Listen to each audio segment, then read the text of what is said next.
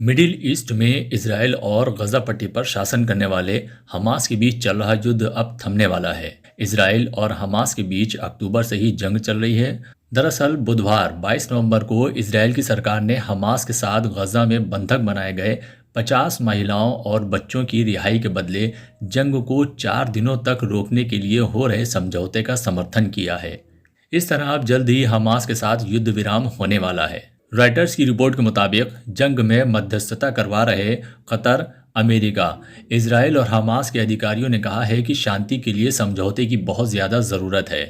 Israel सरकार के आंकड़ों के मुताबिक 7 अक्टूबर को किए गए हमले के बाद हमास के लड़ाकों ने लोगों को बंधक बनाया और उन्हें गाज़ा पट्टी में लेकर चले गए।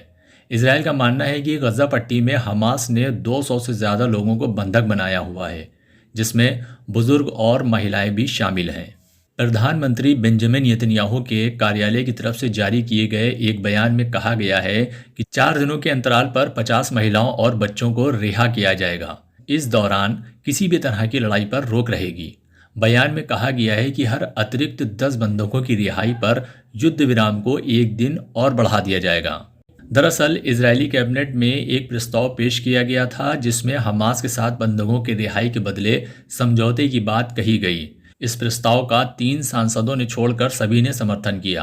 ये तीनों सांसद जूइश पावर पार्टी के सदस्य हैं और सरकार में मंत्री पद भी संभाल रहे हैं।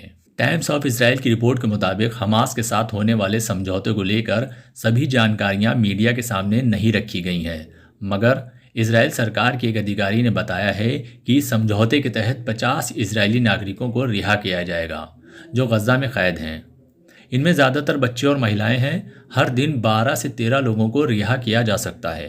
गजा में लगातार हो रही बमबारी के बीच ये पहला मौका है जब इजराइल जंग को रोकने के लिए तैयार हुआ है।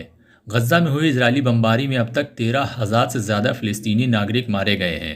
23 लाख की आबादी में से 2/3 लोग बमबारी की वजह से बेघर हो गए हैं। पूरी सरकार को इकट्ठा कर प्रस्ताव पर चर्चा से पहले नेतन्याहू ने वॉर कैबिनेट के साथ भी मीटिंग की थी। अब देखना यह है कि ये युद्ध विराम कितने दिन तक आगे चलता है।